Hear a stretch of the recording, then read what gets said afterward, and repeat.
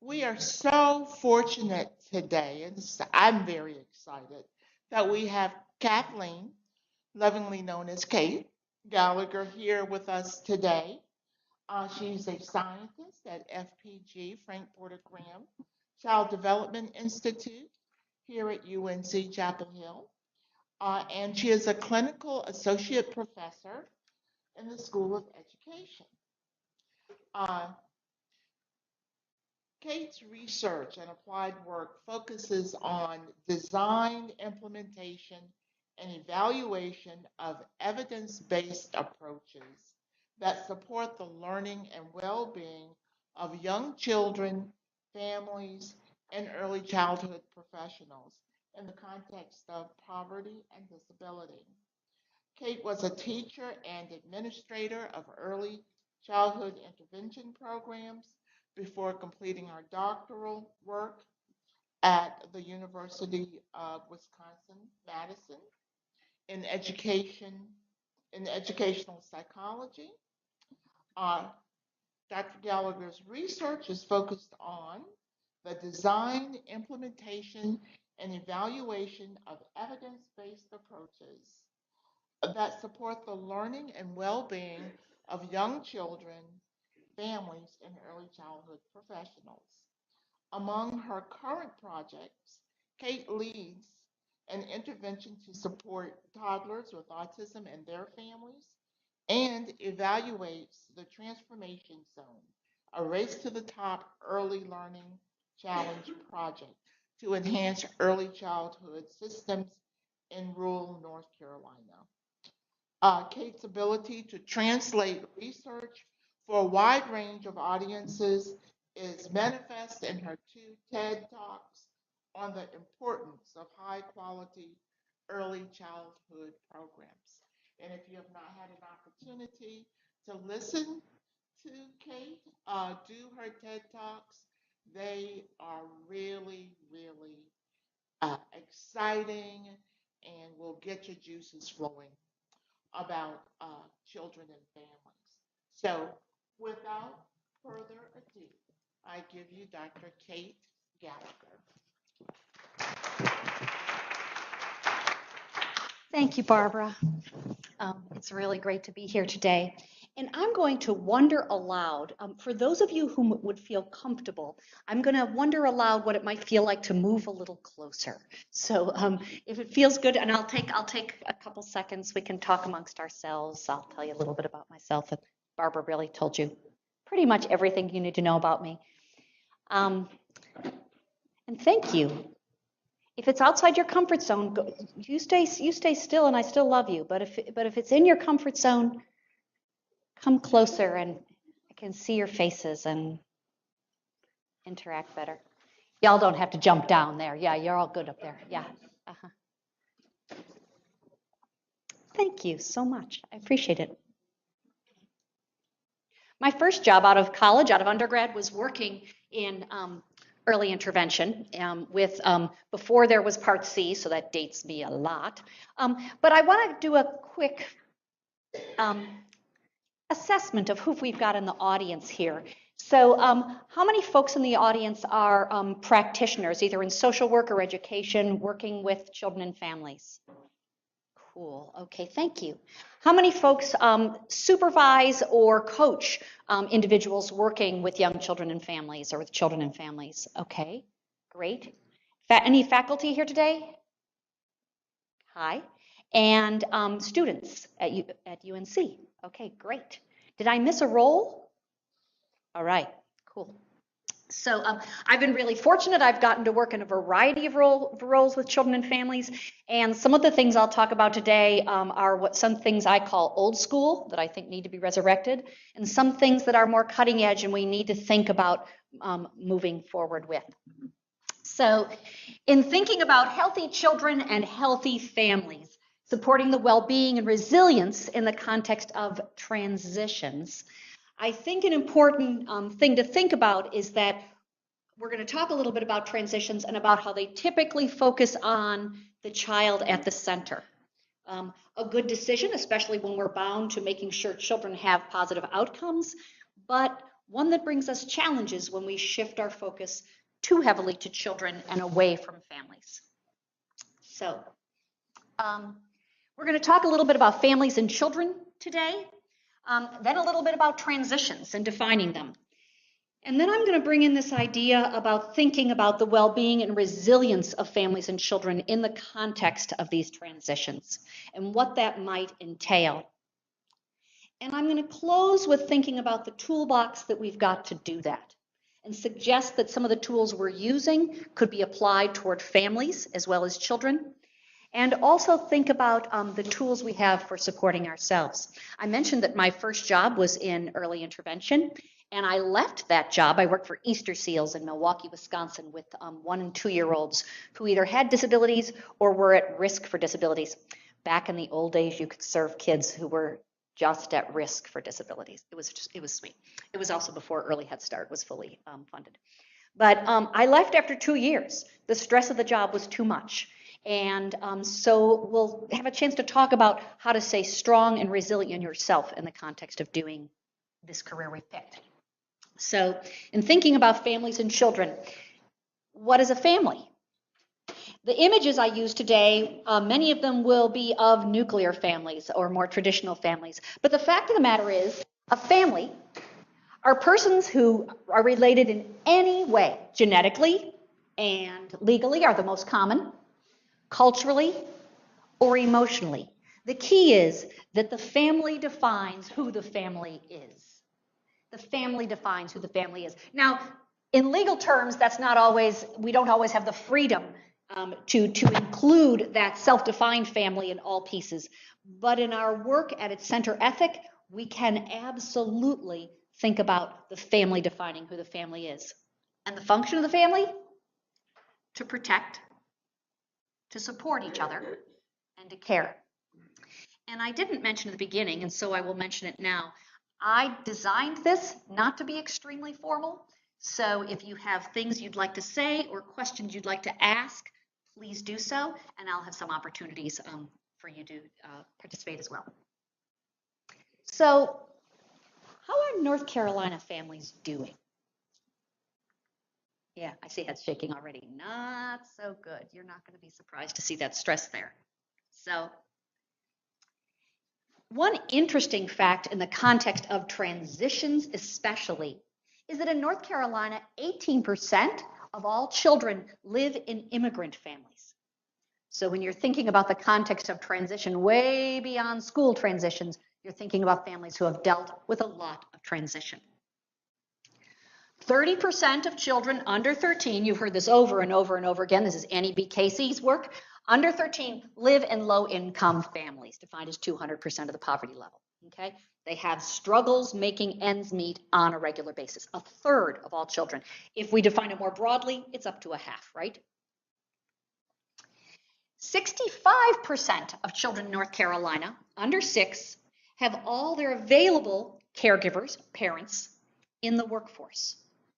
Okay, so 65% of children under 6 have all their available parents or home caregivers in the workforce.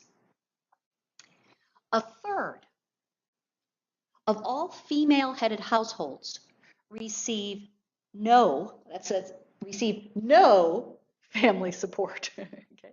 Or excuse me, that's correct. Only a third, 29% of female-headed households receive family support. Okay, so 71% receive no support from a partner, female-headed households. Okay, so these are just a few things I picked to describe how North Carolina families are under stress. How is child and family health? And again, I just chose a few things to think about child and family health. We have some really great news in North Carolina that we've been waving and saying, yes?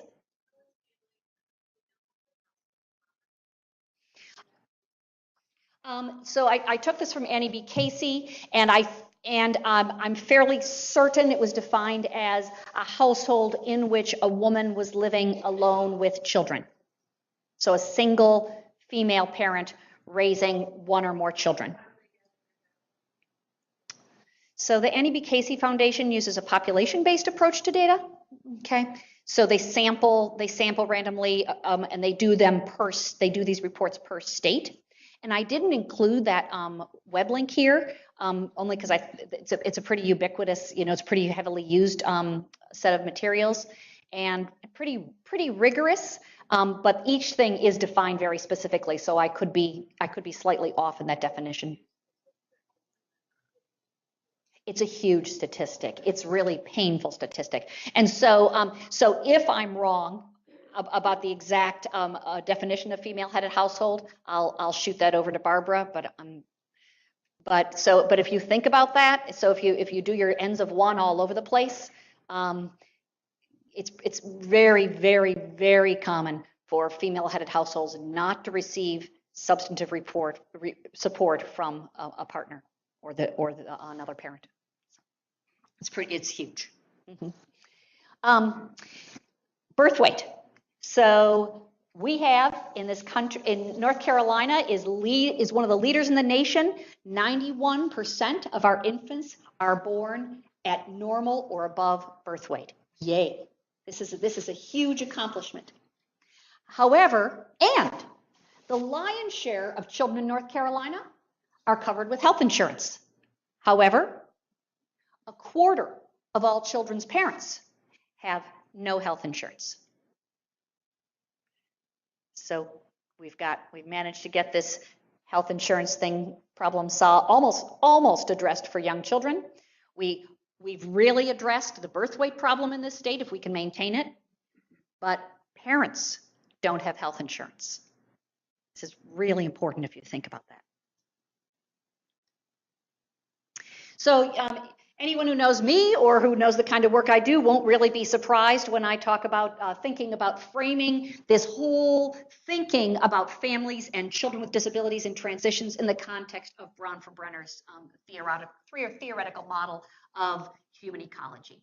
And so Bronfenbrenner contends that this development occurs within every day. He calls them proximal activities, and is influenced by multiple contexts: family, school, peers, siblings, and the macro system, which is the larger issue. So we've got the person at the center. And Bronfenbrenner was really thinking about child development when we frame this, but I like to apply it to thinking about adult development as well. Adults don't stop developing, and we're still influenced by all these different features of the environment. So a person is influenced by the microsystems in which they actively participate on a daily basis. I'm seeing head shaking, so you're familiar with this theory, okay? And children and people are also affected by things that they don't participate in directly. Children are affected by their parents' employment, partners are affected by their partner's employment, and we've got these mesosystems. And the mesosystems early on in Bronfenbrenner's theory were the thing he really hung his hat on for what made a difference. And mesosystems are ways in which the microsystems and exosystems interact. In other words, how much does the family know about what's going on in school? And how much does school know about family? And how much does the parent's workplace take into account the child's need for special educational services? Okay, so how do these mesosystems interact? And Bronfenbrenner thought these mesosystems, the stronger they were, the better the outcomes for children. And I'd argue the degree to which these mesosystems are strong for adults, the degree to which their life pieces are interconnected, is good for their development as well. And then finally, the macro system. So policy, practice, financial structures, government structures, how do these things affect how we and children do in families? And then all this happens over time. So the next thing to think about is thinking about how family practices are defined. And during my talk today, I reference pretty liberally the new Division of Early Childhood Practices from the Council for Exceptional Children. So the practices were released in 2014, and they define recommended practices for children 0 to 5 years old who have disabilities.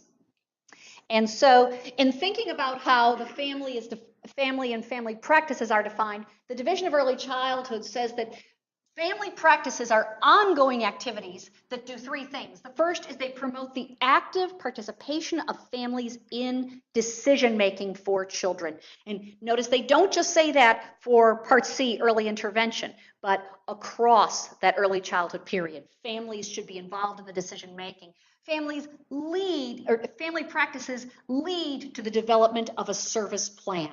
So family practices are involved in every service plan developed for children, and they support families in achieving these goals. So thinking about families' goals and supporting those is essential to the process of recommended family practices. Three themes emerge from this work. One is that of family-centered practices, okay? The next, family capacity building practices.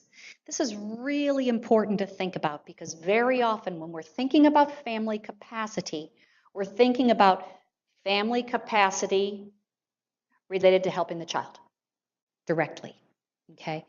But I'm going to encourage you to think that we need to think about supporting families' capacity more broadly than we traditionally have. Parents' health is related to how they parent. And very often we focus just our goals on the parent's involvement, the parent's engagement in the child's education, etc. And then family and professional collaboration is essential. How do we break down some of those silos and across sectors work to support a family's needs? So the next piece I want to talk about, so that's kind of covering where we are thinking about what is a family and what do families need. Transitions, well, I'm just going to move on. If you have a pen and you have this slide in front of you, I want you to do a little exercise with me. In the first center circle, I'd like you to just briefly name a transition that you've experienced in the last year. It can be big, it can be little. If you've had a year without a transition, I'm really jealous. Okay? Then in the next circle up, list a few ways that transition impacted you. Your health, your perspective, your interactions with others. Maybe it affected where you lived, what you did for a living, how you spend your time, who you have relationships with.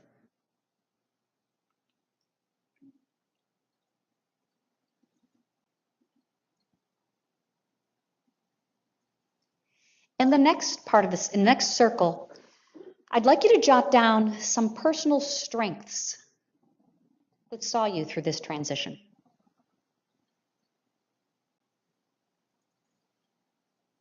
Some people like to call it capital, assets, right?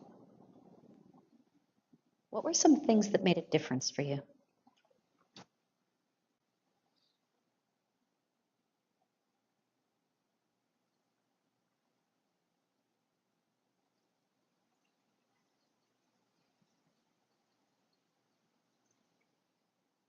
These are, remember, personal strengths. These are things maybe you might even see them as within you.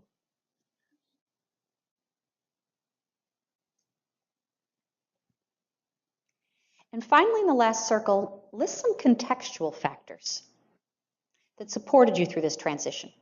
Even if you think you muscled through it all on your own, there are no doubt some contextual factors.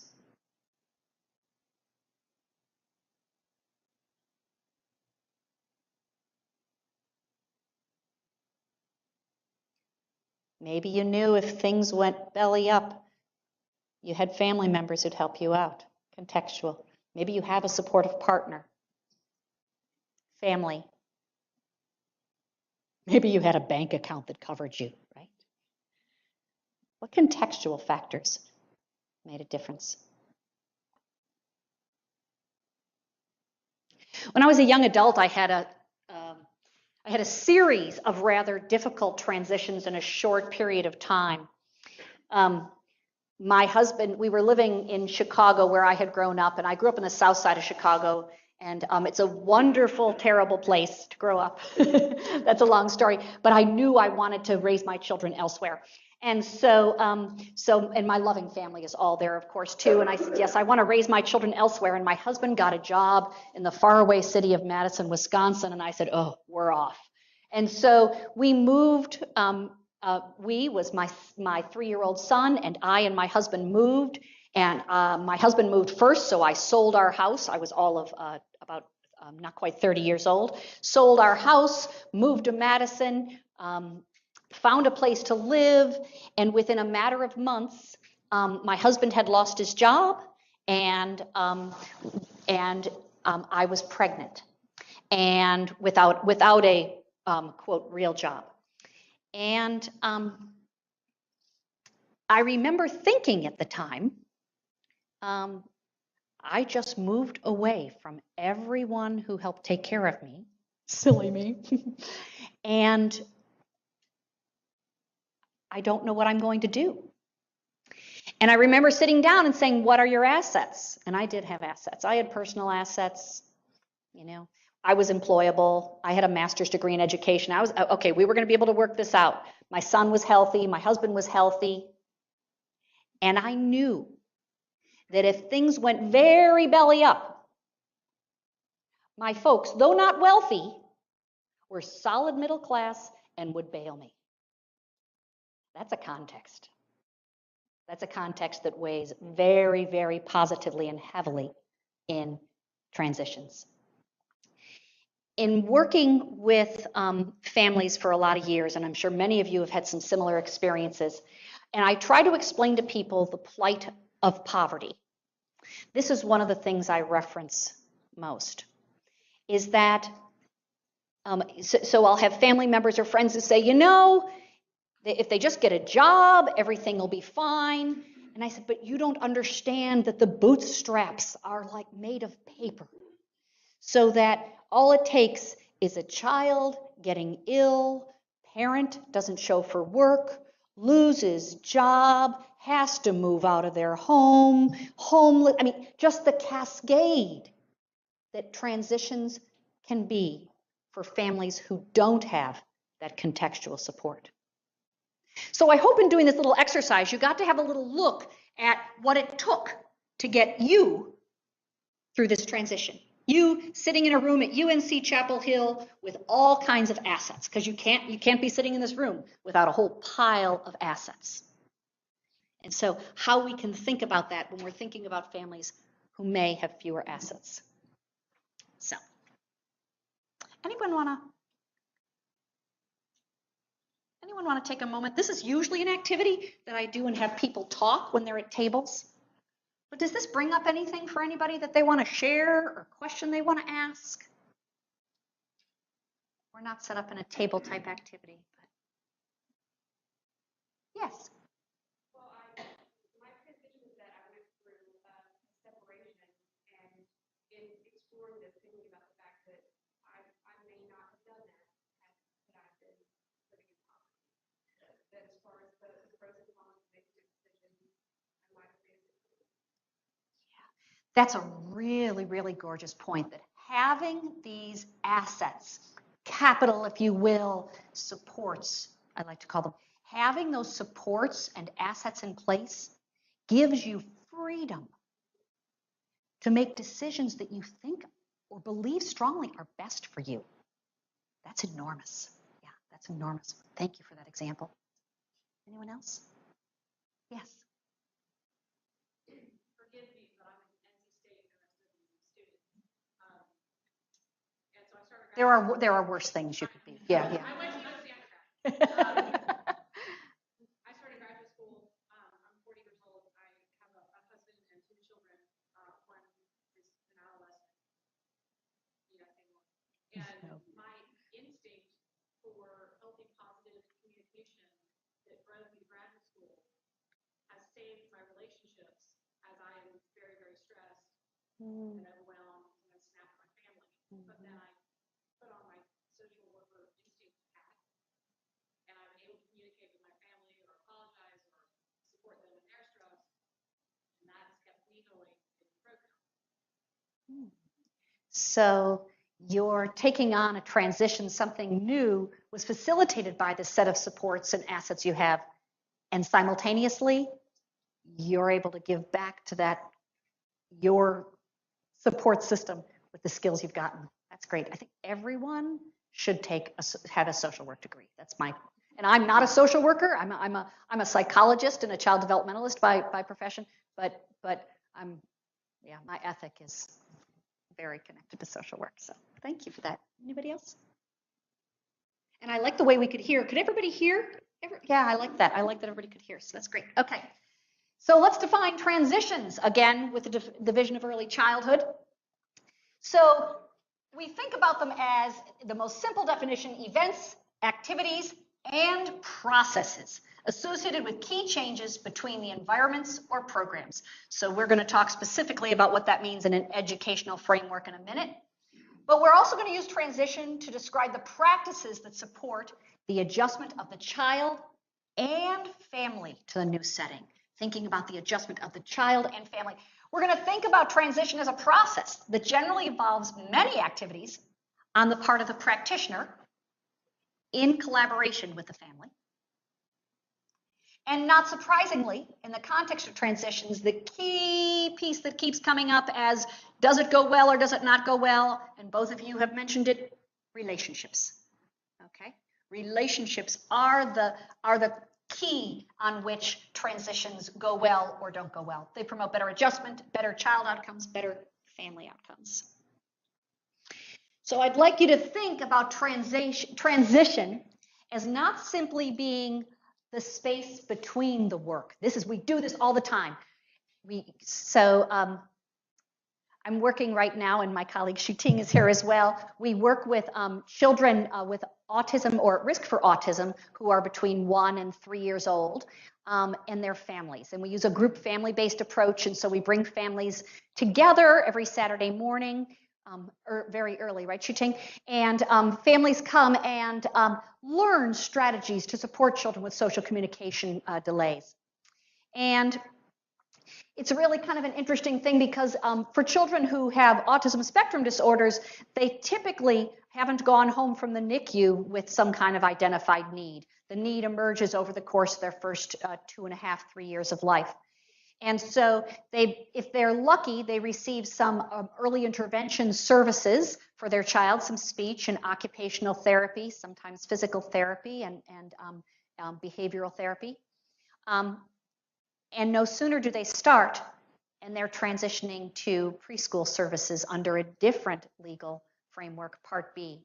And so they're initially with the public school. They're initially with a private organization, and then they transition to public school. And they say, it's just constant transitions. I can't catch my breath. It's just constant transitions. And I want to reassure them. I want to say, don't worry. Once you get through this one, there's no. If you're lucky, couple of years. For most families raising a child with a disability, every year, every 6 months, big transition. And that's not including regular life transitions. That's just educational transitions. So I'm going to encourage all of us to think about transitions not being the space between activities, but the work. It's not the space between the work. Transitions are the work. Transitions are these special places where we can leave families, and therefore children, with some of the most important skills they're going to need going forward.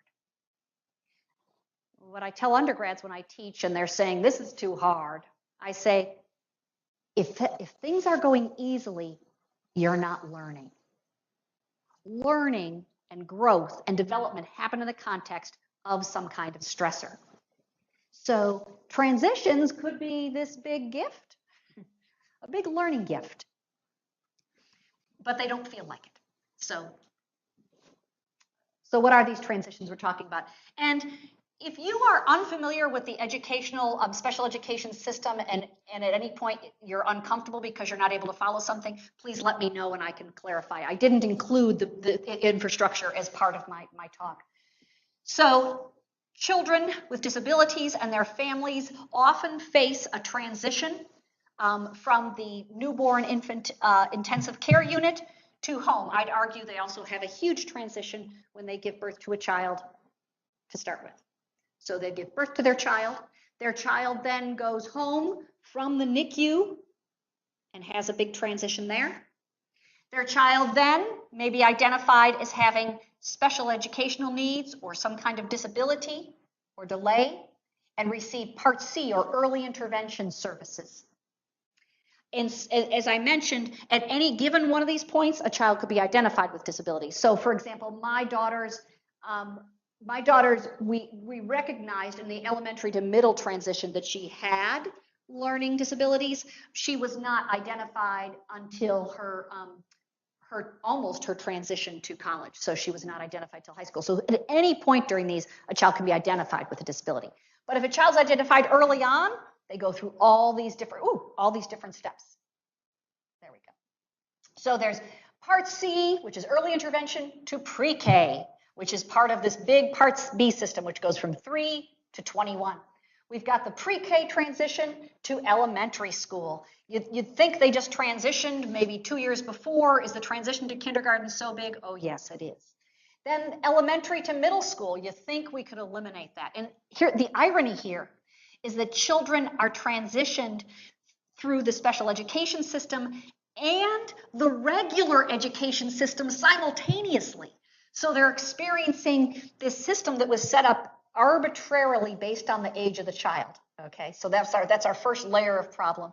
And then introduce a child whose age often doesn't match, by definition, age doesn't match their educational needs on a regular basis. Okay, and so two types: middle to high school to post, whether it's employment, whether it's housing, whether it's post-secondary education. So these transitions are constant from 0 to 21 years old and continue after this. DEC has developed recommended practices for transitions, and they are packed full of information for each one of them. I look at them and go, there's only 2, because to me it looks like there's a lot more than 2 in the 2. So practitioners send and receive programs, practitioners in sending and receiving programs, exchange information. This is probably something we do rather well, right? So that programs that are sending one child to another passes the general information along. That often, not always, happens well.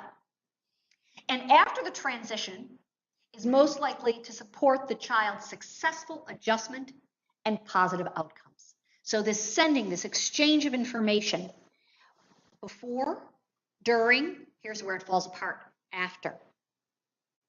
I will confess that when I worked in early intervention and transitioned children to public preschool programs, I did not follow up to see how they were.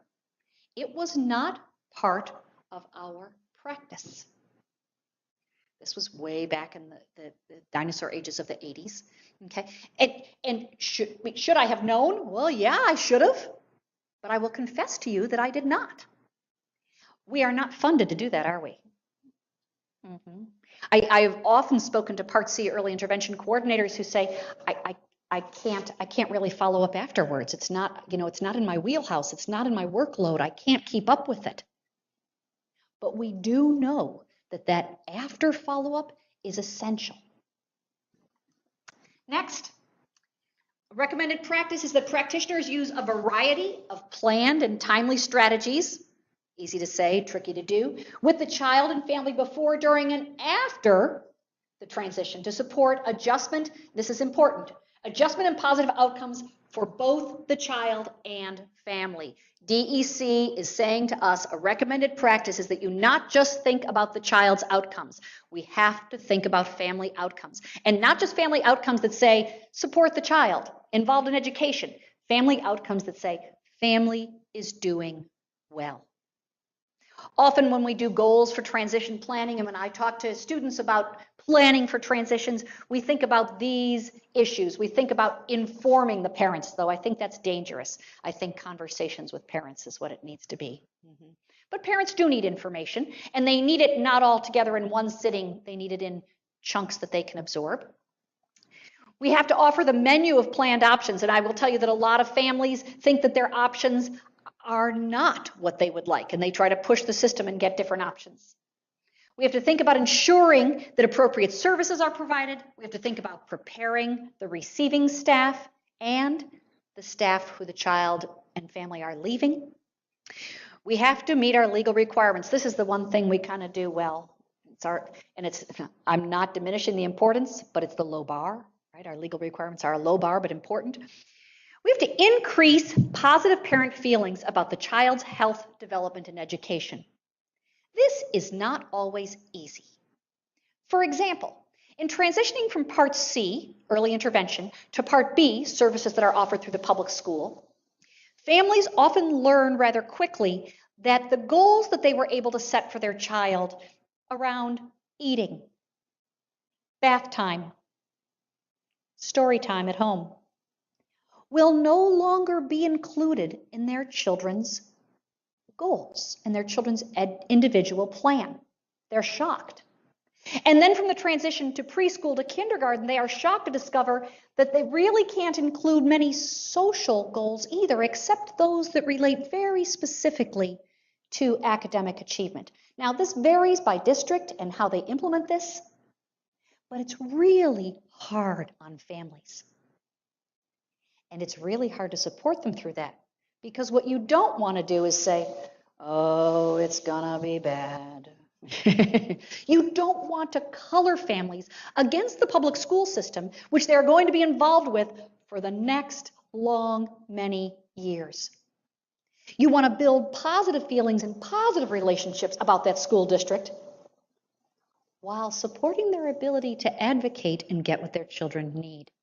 So, for example, one of the things that I have done with families, coaching them in these transition processes, is that I've said, so you know how we've been working on the playground stuff, right? About approaching kids to play and asking them to play. And how can we reframe those same skills to be in the classroom?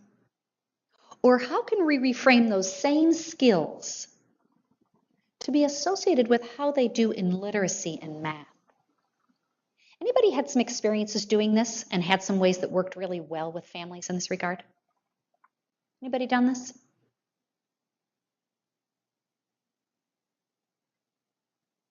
It calls upon our most creative center to say to families, so this is really new and different. And there are some things that won't be the same. But here's how you can think about things. Hold up this idea of academic achievement, and how can social skills be associated with that? Can we reframe that same group entry goal, right? A goal about having children enter a social group and play. Can we reframe that same goal to learning centers? Mm-hmm. Can we reframe that same goal to small group work in the classroom? Okay, so it's about reframing with the goal of kind of teaching some problem-solving skills to families and helping them along with that, of getting great goals for the child, but most importantly, creating a positive experience for the families thinking about this public school system. You don't want, oh, we're doomed. You know, the public schools, they're very impersonal. They don't handle things very, we can do all kinds of things. Or we can say, oh, wait till he gets to middle school. It's going to be bad, right? No, that's not a gift for families. The gift for families is, okay, this is different. This is different. Going to grad school is not going to take me totally away from my family. It's going to change. It changed how much I cook dinner. Yeah, my children remember my grad school years as the years where I didn't cook. Yeah. Mm-hmm. So it's going to be different, but not bad. Not bad. And then orient the child. So quite a task list, right? So what are some of the challenges? What are some of the barriers to facilitating this transition well with families? I would say anytime you're taking stock of setting new goals or reviewing old ones, it's really easy to feel like the clock is not moving.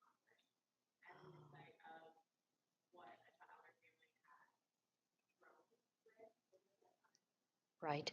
So even going beyond so the barrier is that your goals might not match what actually was achieved. I hate when that happens, don't you?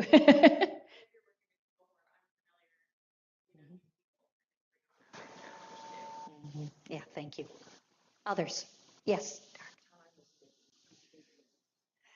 Time is the biggest. Time continues to be the problem forever and ever, and it is for families as well, right? Yeah, well, I meant to work on that. I meant to read dialogically last night, but didn't get around to it, right? Yeah. I mean, so for everyone, it's this time, this constant time barrier, and having to choose what gets done, right? And well, yeah, thanks. Yes.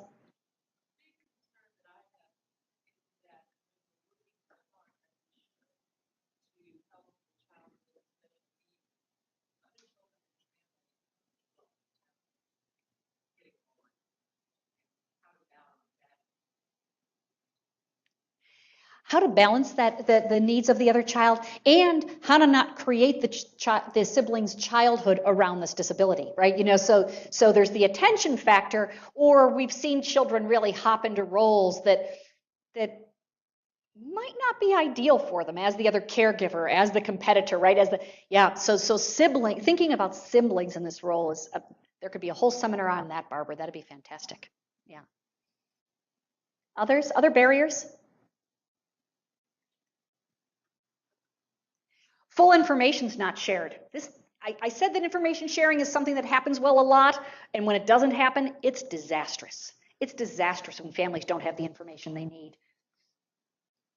Staff have different expectations about how children learn. The sending and receiving staff often do not have the same perspective on what good care and education are, and that can be extremely difficult. Receiving programs often don't accept evaluation information for children entering programs from the sending agency. This drives me crazy, right? When we assess children and assess them again and then assess the assessments, right? Yeah. So really working on some of that coordination is a real challenge. Families sometimes aren't aware of the differences in the programs, and that's part of that information sharing that's responsibility of the person helping transition. This is one that I will never figure out. Children do not bring augmentative and alternative communication or other equipment to the new programs, or the programs don't allow children to take the communication methods home with them, right? I mean, so this is something the child's relying on to function, and it's not brought back and forth. And early interventionists often don't have an opportunity to follow up. And this is the time issue. And it's not just time, it's also the way our roles are defined and the way we're compensated. It's problematic. It's part of our silo problem in early childhood, where service stops here, next service starts, nothing in between that's really funded well. Okay? So how am I doing for time? Okay. 10 to 1, not 10 to 2. Yeah, okay. Okay. It says 10 to 2 up there. I'm like, oh boy. All right, that went. So in this quick exercise, I'm going to ask you to think about 2 different families. They're taking their baby home from the hospital for the first time. The Gliddens, Karen and John, are professionals. They've waited a long time for this baby. And they're returning home now with their baby who has some health and developmental needs. And they want to get their child started in Part C early intervention services yesterday. And they have arranged for a full-time nanny to help with their newborn's care. What are some of the things you might make sure to do? You might be a social worker helping with this process. You might be an early intervention coordinator. You might be a hospital outreach specialist. What are some things you're going to want to do there? Make sure that referral happens before they leave. Yeah. Yes. Hi.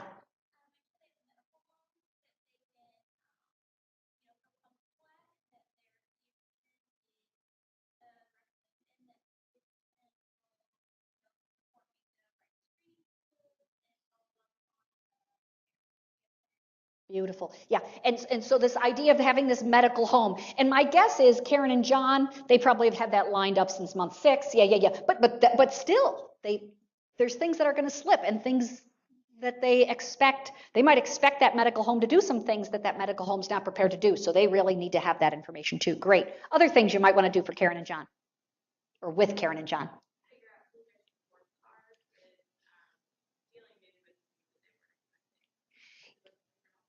I think that's a really important point, is thinking about who their supports are. You know, for our next example, we're going to have a young girl who's clearly has a support system that's not as robust as Karen and John's, who seem to have, you know, a lot of their ducks in a row. But it's really dangerous to think because Karen and John are professionals and they seem to have their ducks in a row and they've got the nanny lined up, who they don't know yet is going to quit in a few months, right?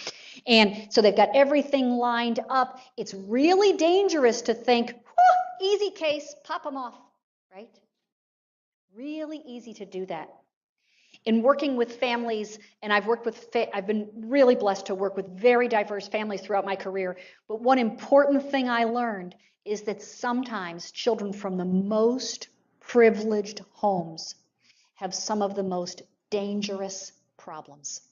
I've only once in my career come close to having a child leave a program, and it was an extraordinarily privileged Caucasian family child.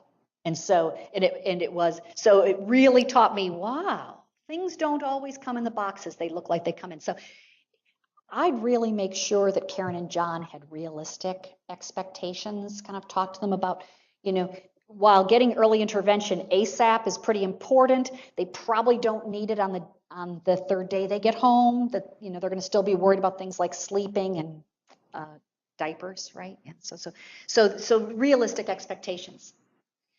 So the Willow family is led by Ella. She's 13. She's going back to her rural community. She's just completed 6th grade, and she is very shy and lacks confidence. What do we need to do for Willow and with Willow? That sounds overwhelming just reading it, doesn't it? Yeah, I know. But there's things to do. Where would you start? There. I would hope if Bergen County they have a teen mom program. Oh, wouldn't that be great? That would be wonderful. Wow, that'd be awesome. Yeah.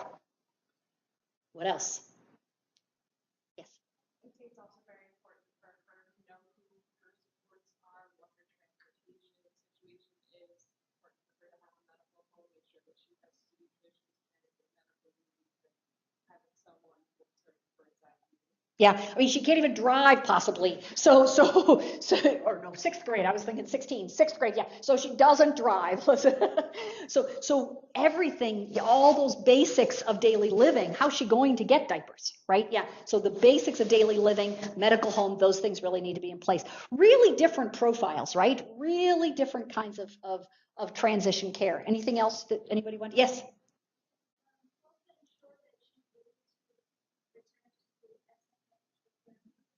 Ensure that she's able to return to school. That's really, really important to this whole process. And often families not supportive of it, you know, based on some family differences. And so trying to really work with the family to see the importance of that role.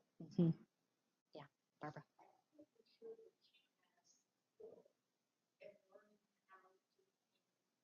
Making sure that she has support in learning how to parent.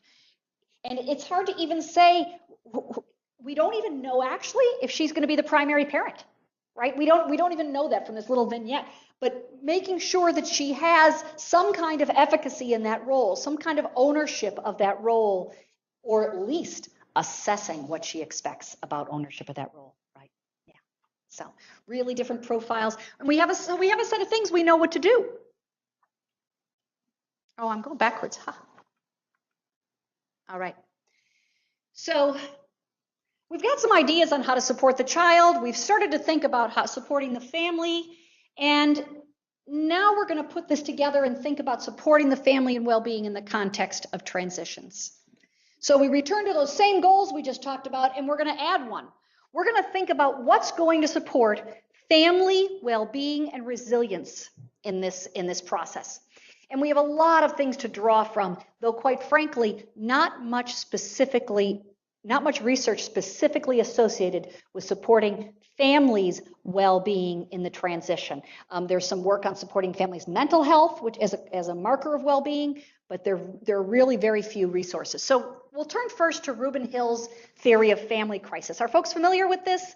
Reuben Hill had this idea that families enter this crisis, right? So families have this crisis, and we're going to think about avoiding that, right? That's what our goal is going to be. And what leads to that is the families have an event, and they pull what resources they've got to that event, and they help them develop a perception. This perception is, how am I going to be able to handle this event? Okay. So in looking at your transition that you wrote down earlier, how many folks, when they first faced that transition, thought, oh, I really can't do this? Did you think that maybe? Yeah. This is too much. This is too much, right? And so others thought, oh no, I've got the toolbox. This is going to be okay. This is going to work. Different kinds of perceptions. The combination of these things can or might not lead to a crisis. What happens when that crisis kicks in is we have a period of lower functioning. We have a period where the family needs to reorganize, hopefully returning to a level of reorganization. But some families are going to go down here and spiral and have this experience, which is going to put them in a very bad place. So in looking at this, where are our opportunities to avoid that crisis? What's that? Well, yeah, before an event to teach the skills. Yeah, thank you. I wasn't even looking for that answer, and I love it. Thank you. Yeah, exactly. Do some prep before events come. Mm-hmm. And that often can happen, and sometimes not. Other places we can intervene.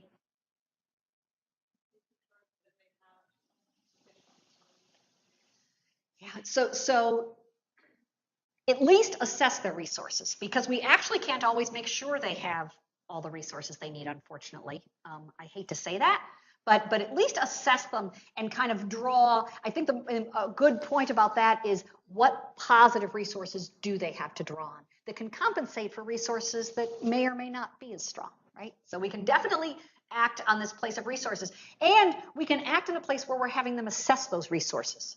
Okay, where else? Yes.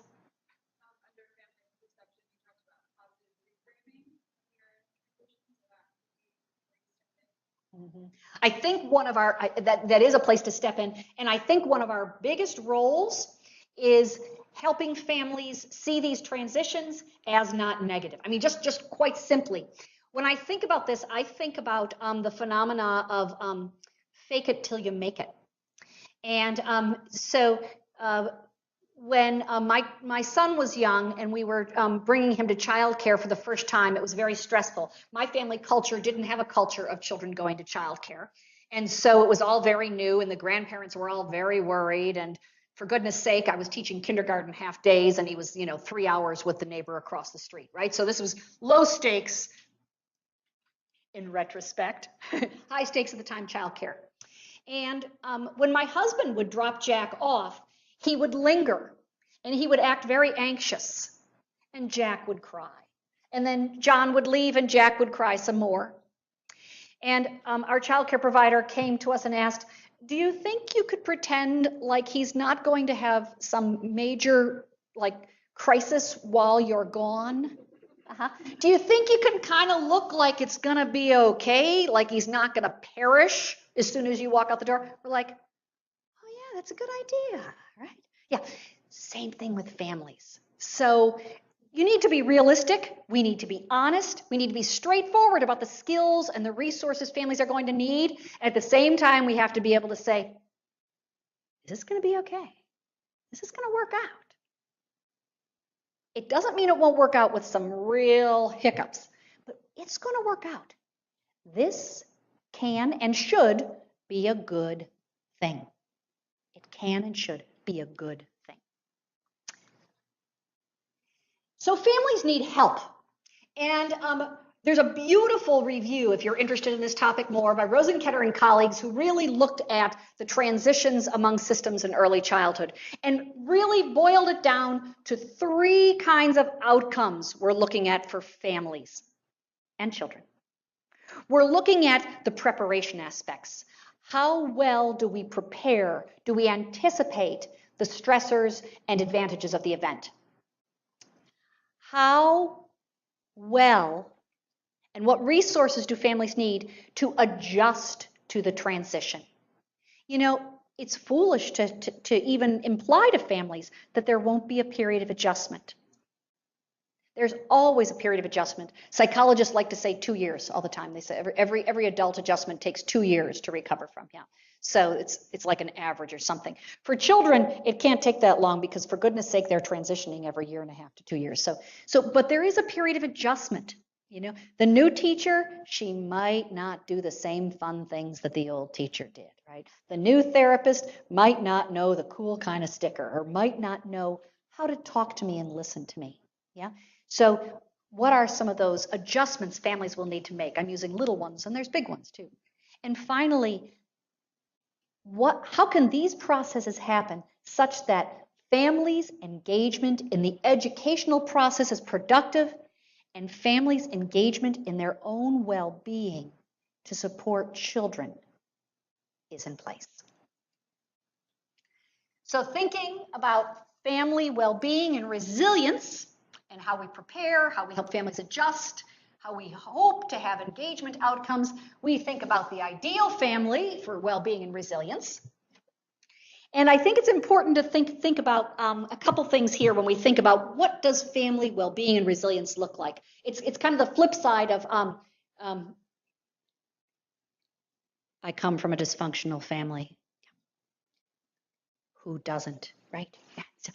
So okay, but there's dysfunction everywhere, but what does it mean to be generally well? What does it mean to be generally resilient? What does that family look like? What does that family look like? Why do we care? Well, it turns out that families who are well do a better job supporting their children. We've known this for a long time, right? So why not think about incorporating it into our goals? And the second piece is that resilience isn't really something. Resilience really isn't something. Resilience is a complex, multifaceted construct, and resilience isn't even over time. You aren't the same resilient today as you are 5 years ago. Resilient changes over time. It's about building the skills, the attitudes, the knowledge, the disposition that are going to help families be resilient. McCubbin has a theory of resilience that I'm applying to transitions. And he thinks about crisis and also transitions. But a point I made a few minutes ago, transition is not necessarily detrimental to a family. The fact that a child is transitioning from Part C, early intervention, at 3 years old, to the school district means that your child is going to the school. This is not a bad thing. This is a good thing. It's a hard thing, but it's a good thing, okay? It's not detrimental. Taking that detriment, taking transition as bad off the table. Transition is. And being honest. Having those honest conversations. So things are going to need to change a little bit. So you'll find in the public school, they really like when children come dressed, and it works well when children come dressed in clothing and not their pajamas. Yeah. It really works well when children have a chance to eat breakfast in the morning. What can we do? You might need to make some family changes around this transition, okay? And it's not going to be simple and easy. We're going to help you build some supports to make it go as smoothly as possible, but there will be a period of adjustment, there will be a period of adaptation, and your perceptions are going to help drive this. My perceptions are going to help support you. According to McCubbin, an outcome of the family's efforts over time to bring a fit at 2 levels in a transition. The transition, the change needs to be individual to family and family to community. Individual to family and family to community. So a lecture I've used before, a few years ago, was about supporting transitions among the different services, and this was the title of my talk. And when I opened it, I giggled and did this. There's no such thing as a seamless transition. Why did I say that? Okay. They're going to be bumpy. There are going to be challenges. Okay. But, and smooth, maybe. But it can still be positive. So what do we need? How can we support families' well-being and resilience? What tools do we have and what tools do we need to support their well-being and resilience? I'm going to suggest several things that we have in our toolbox.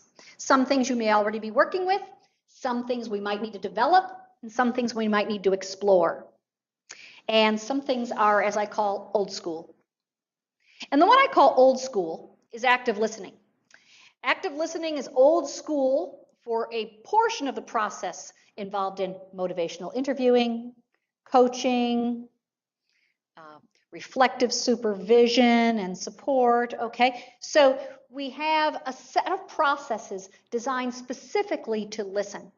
The reason I brought back this old school set of processes is because I think as part of the coaching or motivational interviewing process, working with families to set goals, I think we sometimes jump past the listening and jump to the planning.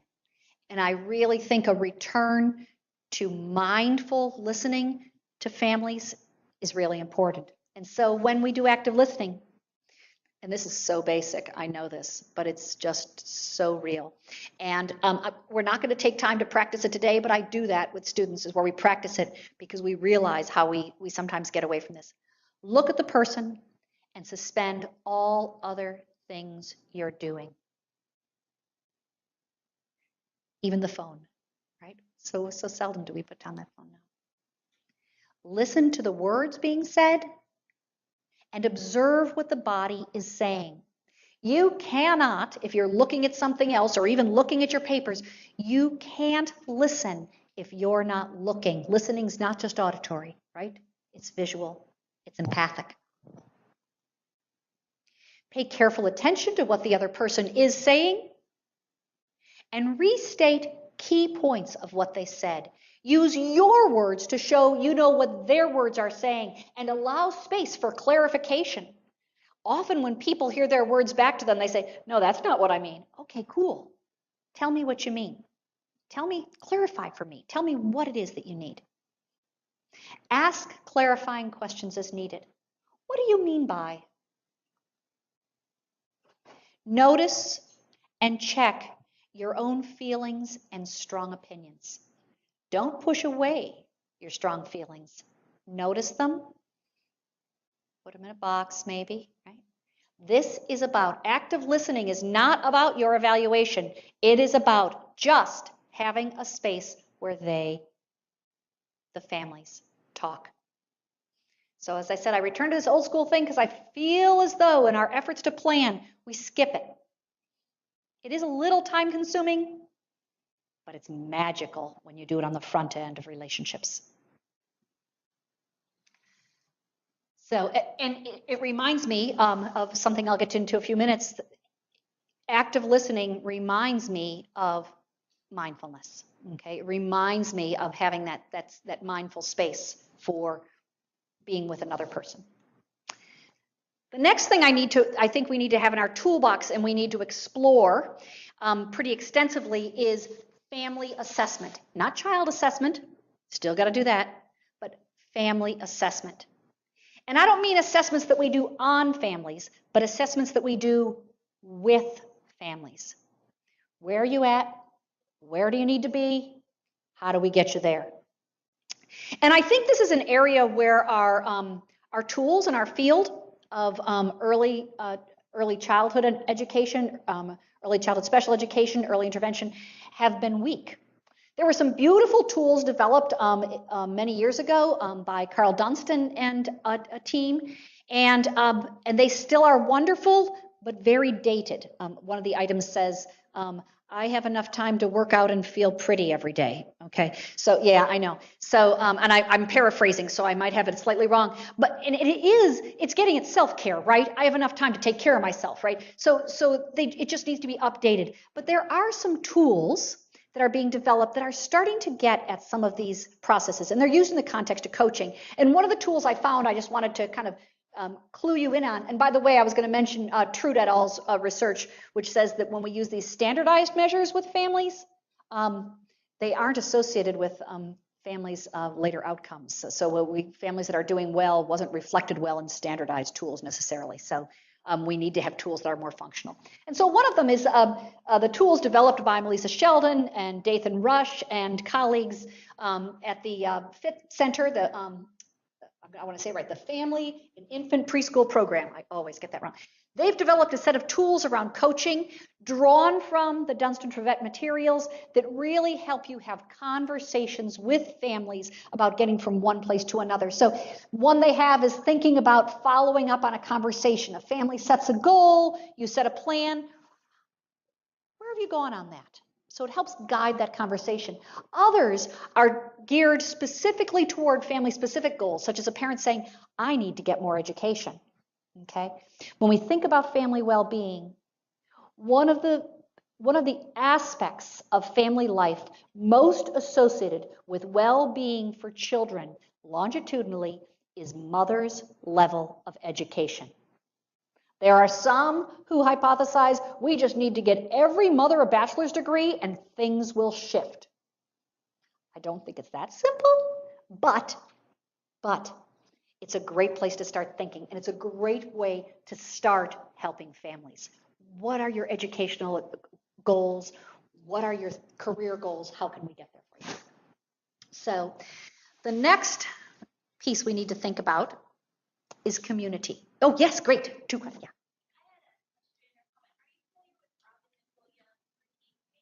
Thank you for mentioning it. Yes, I am. I've used it pretty extensively. And there's also Welcome Baby. That's a similar tool that's a little bit more drawn out for working with families in early intervention. Those are good tools.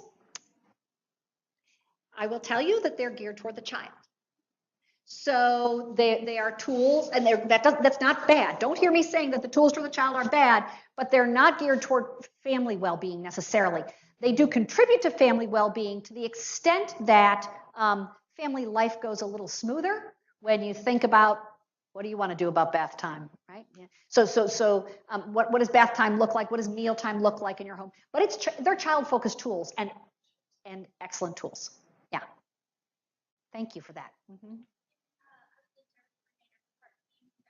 Mm-hmm. Mm-hmm. And we used it at Frank Porter Graham also, where I directed. Yeah. And in fact, we started using it with all kids, not just infants and toddlers. Yeah. So it is very child focused, but it's an excellent tool. Mm-hmm. Anything else? Great. Okay.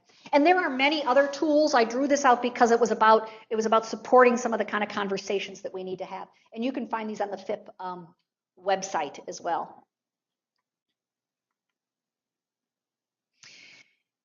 The next thing we really need to do, and that it's not an easy thing to do, is connect families to community. One of the things our project at UNC, Toddlers and Families Together, is doing is bringing families together in small playgroup style interactions, and we do a parent education component as well. And we weren't sure how it would work. Families in early intervention are used to receiving services for their child in their homes. And that is considered the best place, the most natural place for children to receive services. But we noticed that families were saying things like they felt isolated, or that they worked during the day and they didn't even get to see their children's therapeutic interventions. And so we started to think about what might it look like if we brought families together and had them have conversations. It's going a little odd with my sound. Okay. And we've been really pleasantly surprised at the kinds of conversations and the support bringing 4 families together can have. Some families have developed relationships they carry forward. Others, not so much, but they find support in the room talking about supporting their child with disabilities. So it's child-focused at that, but how can we build families' capacity and reduce their stress? We've had two big surprises. We don't have a huge sample, but two of our surprises are we've recruited very diverse populations of families. So over half of our families are not Caucasian. And we've recruited a high number of father partners and also some grandparents. About at any given Saturday morning, we have about 75% dad participation. That's super unusual. Why would that be in a group? I'm not sure. Saturdays is why we do it on It's why we get up at dawn on Saturdays before dawn, right? So we do it on Saturdays to help families achieve that. So we want to encourage families to increase and stay connected to their supporting family and community members. So several of you have mentioned social supports. That's something we often do a quick check-in on, but it's really something we should have extended conversations on. So last time you mentioned when we talked, you were going to have your mom come to these meetings with you because you were finding it hard to hear everything and process everything, and you thought having your mom come would help. Do we have plans to do that, right? To follow through with the family on those connections? Yeah, Tara. I used to work for Family Support Networking. One of the things I still really believe in is, as a parent of a child with a disability, it's a huge comfort to have the support of other families who are going through something. I mean, it's no small thing. I mean, those are lifelong connections with people. Plus, you get the best information. That's a huge thing because everybody's reinventing the wheel as they come along. Right. If you get information from another parent who's done it a different way, save yourself so much anxiety. Yeah, our families have had some of the most creative solutions or ways to address challenges. There have been some difficult things. So when you bring together four families who have a toddler who's either at risk for or has autism, there can be a lot of comparing. There can be a lot of pain and suffering associated with comparing. So there are difficult things. I sometimes wonder to myself, if we weren't doing an RCT, would I match families? But then I think some families who've been through some difficult aspects of the autism journey are able to say, oh, here, try this, to each other. They find enormous strength from each other because, in the words of our families, we don't know anyone else who has a child with autism. We don't know how to explain to our family why my child behaves this way. We've had a lot of grandparents come to meetings because parents said, I want you to hear this. I want you to hear this, right? I want you to learn what this is like, that we're not the only one, and that we can say at this point that autism is almost regular, right? I mean, it's so prevalent that it's common experience. So why not let families know that and be together and share those? Yeah, we've had it's an RCT, so we'll see. We'll see if it's effective as it feels like it's been about 9 months from now. Yeah. Okay. Support families in finding and connecting with other families, and of course, I noted the family support program here is how long have you been in existence, Barbara? I know it's been a long time because it was network before that.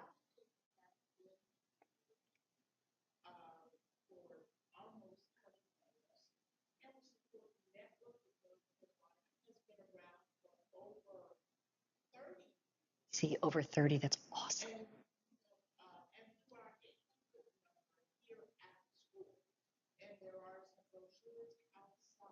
Excellent.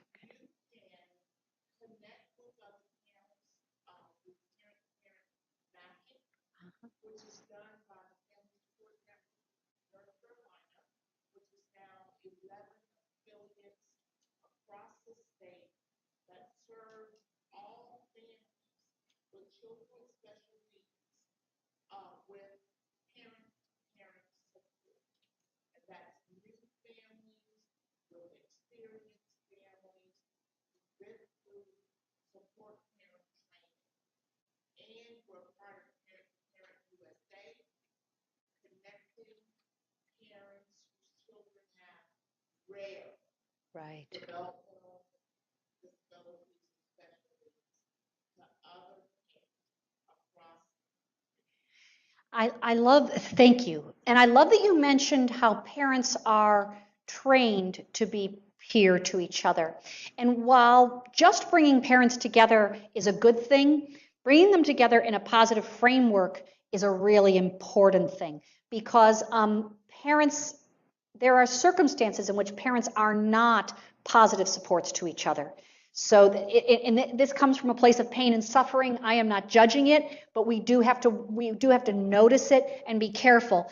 Sometimes parents form alliances in trying to help each other that don't move their case forward. For example, when a parent says, "This school district sucks, I'll show you how I handle it." Yeah, that doesn't bring us forward. And so having a formal program or having more formal interactions where the positivity is supported is actually pretty important. So thank you for mentioning that. So the next point, and I'm probably going to go over it rather quickly, and it's super important, is the concept of trauma. And we've all been learning and hearing about trauma.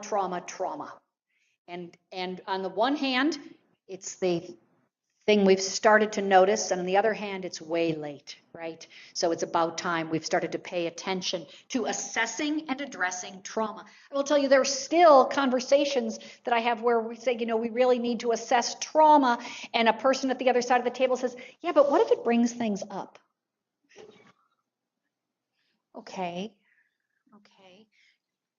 If you have had serious childhood trauma, you carry it around with you every day. So what do we mean by trauma?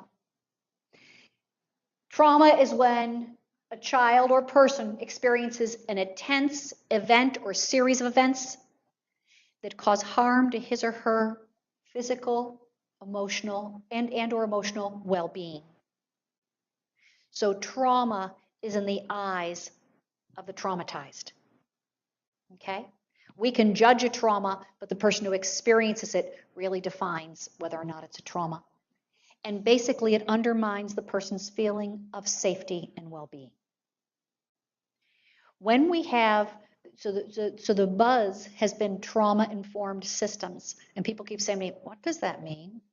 What does it mean to do trauma-informed? What do you do when you are trauma-informed? And the National Childhood Traumatic Stress Network is a fantastic website. If you haven't used it already, you should. The first is that we screen for trauma. You may or may not know who Natalie Burke is. Show of hands, Natalie Burke. Okay, there's a TED Talk you want to look up. Okay, Natalie Burke is yes. Nadine, oh my gosh, thank you so much. Yeah, they would have been like, Natalie, thank you so much. Nadine Burke, a pediatrician, a developmental pediatrician who has made ACEs screening part of her standard care delivery in working with children and families. Okay, so she screens every parent who comes through her door for ACEs. What are the adverse childhood experiences that have impacted your life? Does everyone know what I mean by ACEs, adverse childhood experiences? No, okay, I'm going to jump in real quickly. Adverse childhood experiences refers to the phenomena that traumatic events that happen before you're 18 years of age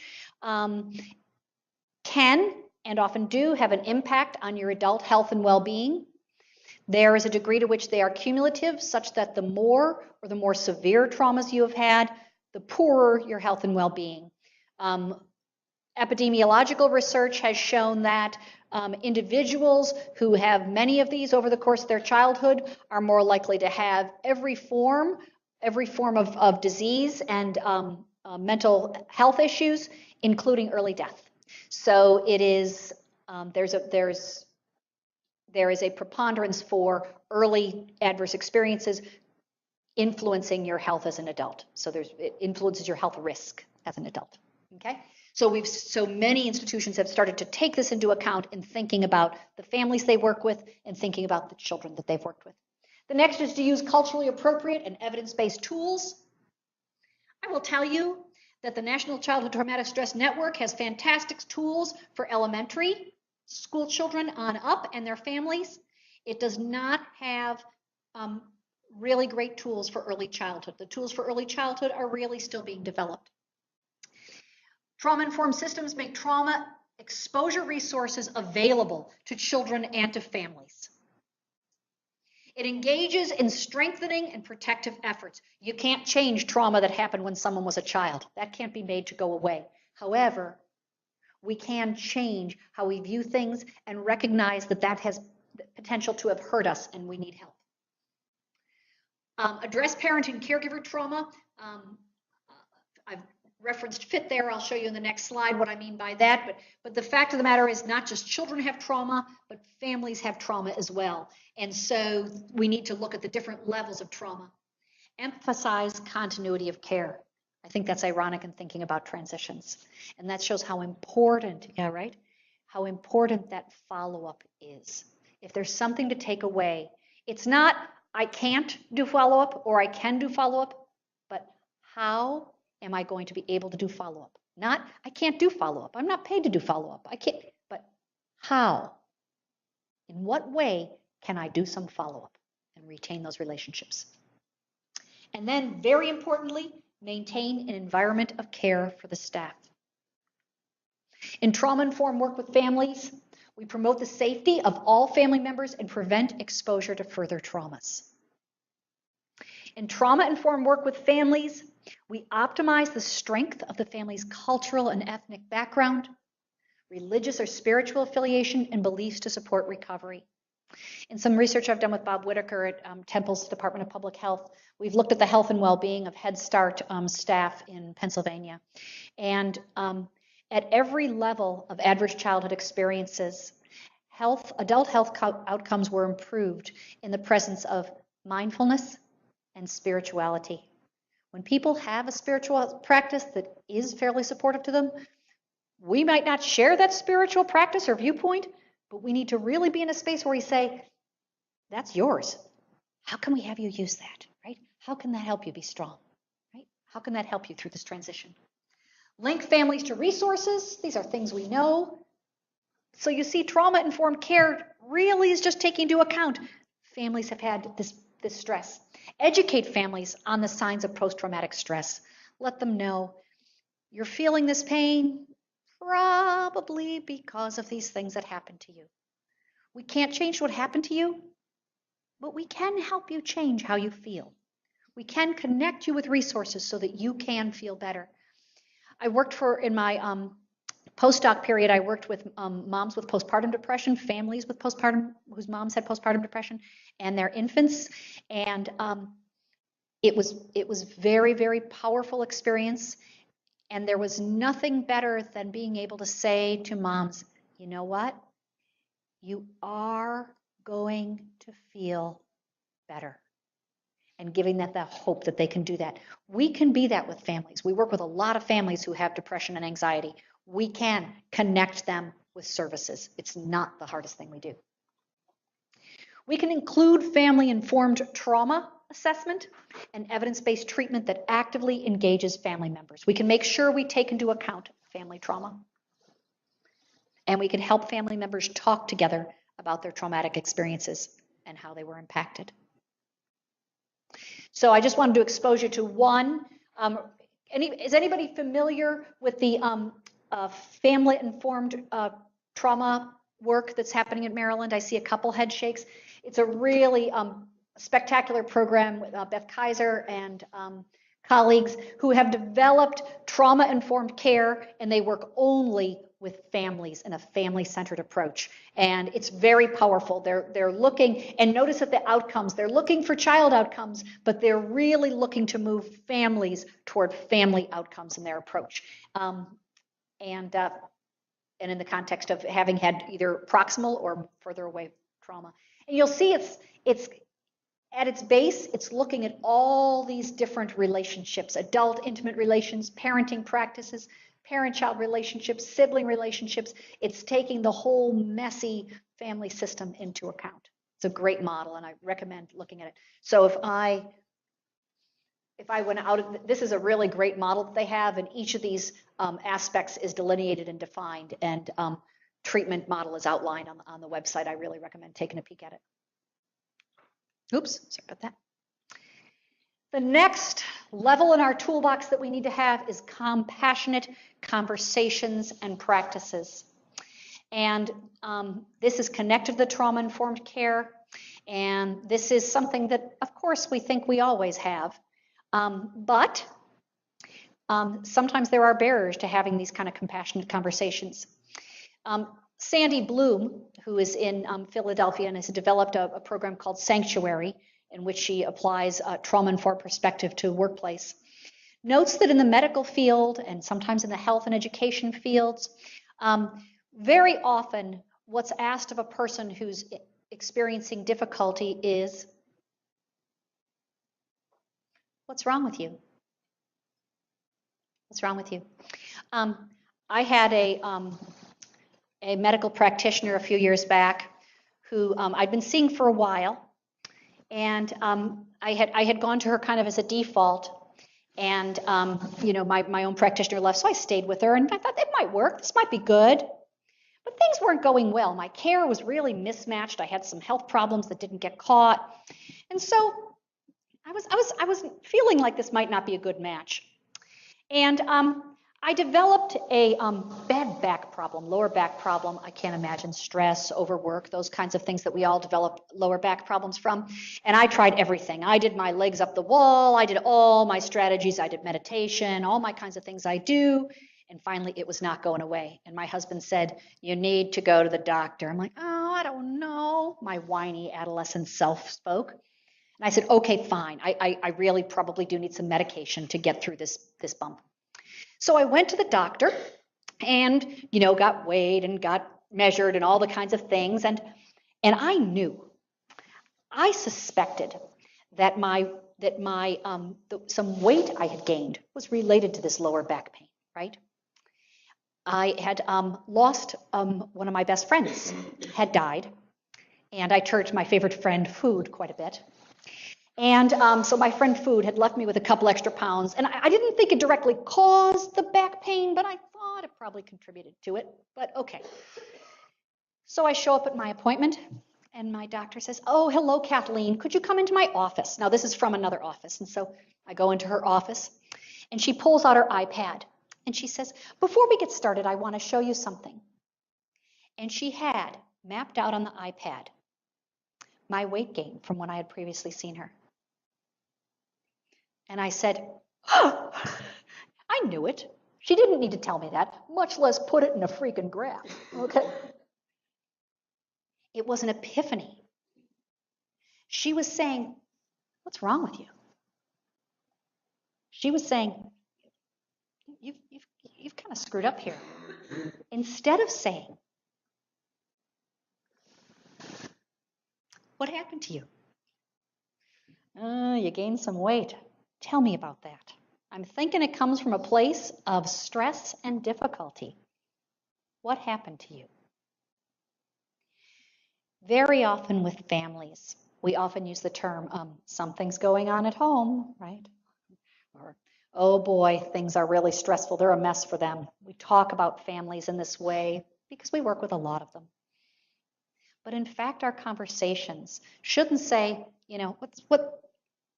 you need to do this. What's wrong? Why aren't you getting this achieved? Did you call this person? But I can see you're in pain. What happened to you? That's where our conversations need to start for families who are in pain and trauma. I brought one little example of Ricardo's family to the table today because I wanted us to think about this, and now it looks like a really lot of language, but I'll read it real quickly to you anyway, and you can follow along. Ricardo's a 3-year-old. He's been enrolled in early intervention since he was 14 months old. He has cerebral palsy. He needs physical and speech language therapy to do well in the early childhood classroom. The local early intervention program has a lot of records. They've been working hard to support Ricardo. And the parents and early intervention team, they've had disagreements about what's best for him. They kind of see different needs for Ricardo. His parents are Mexican immigrants, and they're moving out of state. Big transition.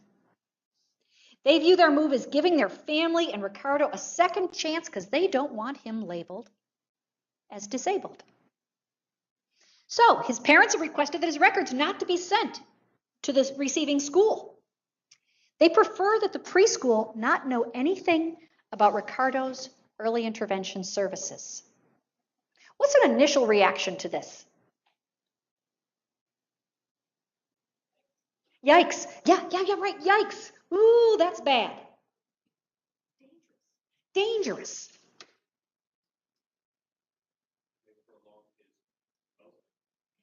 It may prolong his developmental delays. Absolutely. It may thwart his progress. But it's the parents.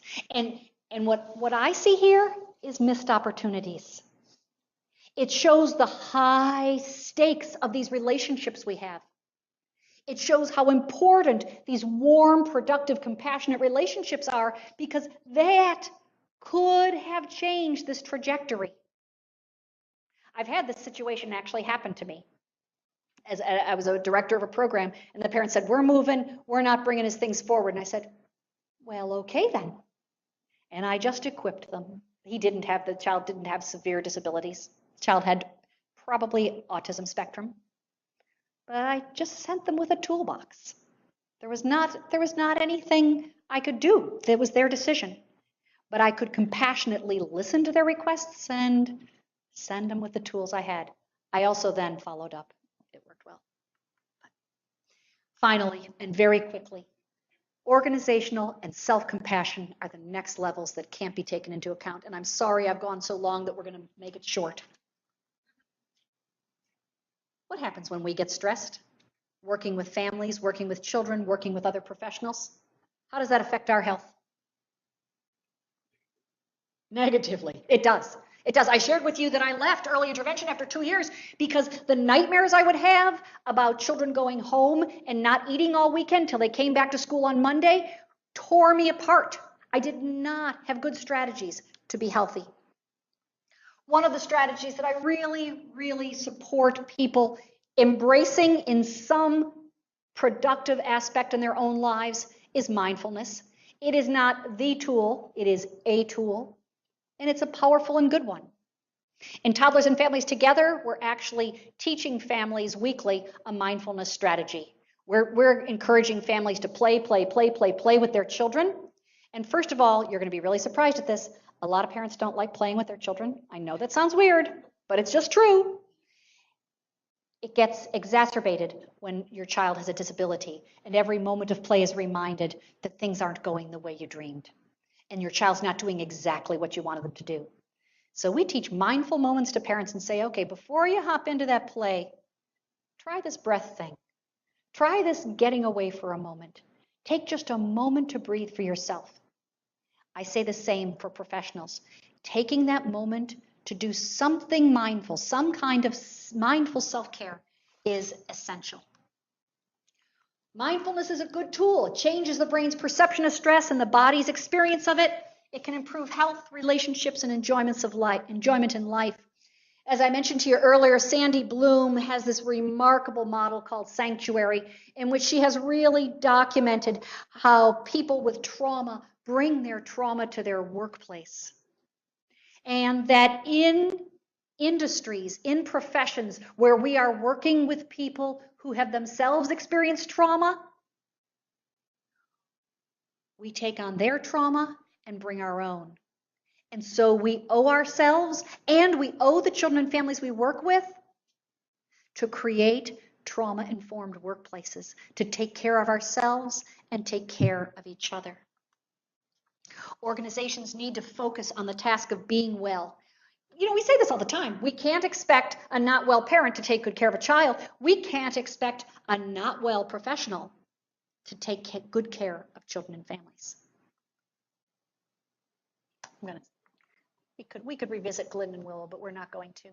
So it is 20 to 2, and I'd like to field questions, but I also have a short video to show you, very short, couple minutes. That's sweet. So before I do that, are there any questions?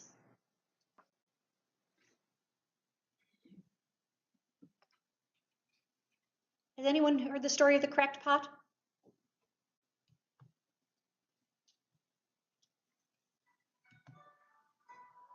Can you hear it? You just need to hear the music. Oh, it's not showing. Why not?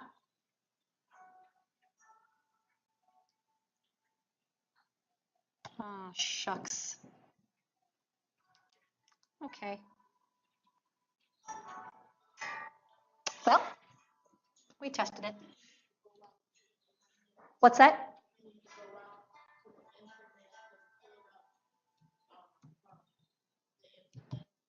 It should have gone straight to the internet. We had it set to go straight up. So we're just gonna listen to this beautiful music.